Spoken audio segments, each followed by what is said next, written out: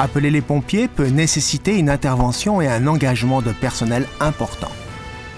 Afin d'éviter les interventions inutiles, nous cherchons la collaboration des collègues lorsqu'une alarme incendie se déclenche.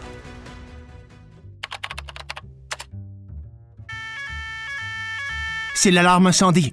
Il y a peut-être le feu dans le bâtiment. En tant que collaborateur formé, je sais comment me comporter en cas de déclenchement de l'alarme incendie. Ce matin, en arrivant au travail, je me suis rendu au tableau de la centrale de détection d'alarme incendie pour vérifier qu'elle était bien en mode jour. Maintenant, c'est à moi de lever le doute si une alarme incendie se déclenche. J'ai 3 minutes pour couper la sirène. Première étape, aller à la centrale d'alarme incendie.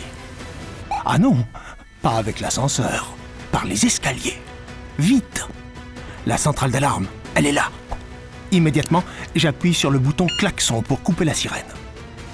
À partir de maintenant, j'ai 5 minutes pour aller en reconnaissance sur le lieu du sinistre indiqué par la centrale feu et revenir quitancer au tableau.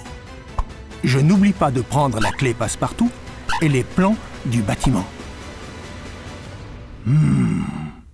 De la fumée. Et la poignée semble brûlante. C'est mauvais signe. Tout d'abord, j'actionne le bouton poussoir rouge le plus proche. Et ensuite, je compose le 118.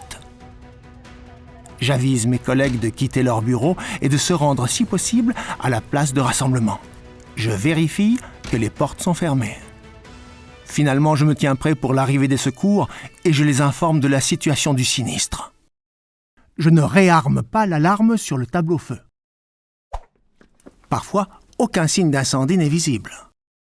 Je vérifie alors prudemment la zone concernée.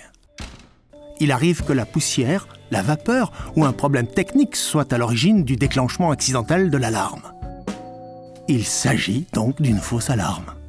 Je peux dès lors retourner à la centrale feu et activer la touche réarmement. Je quittance et réarme la centrale en tournant la clé, afin d'éviter le déplacement des forces d'intervention. Les pompiers ne sont donc pas mobilisés inutilement. Donc, pour résumer, 1. Je connais l'emplacement de la centrale de détection d'alarme incendie. 2.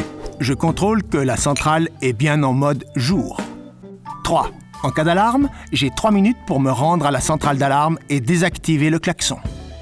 4. J'ai ensuite 5 minutes pour confirmer ou non l'incendie. Attention, si ces délais sont dépassés, les pompiers interviennent automatiquement. 5.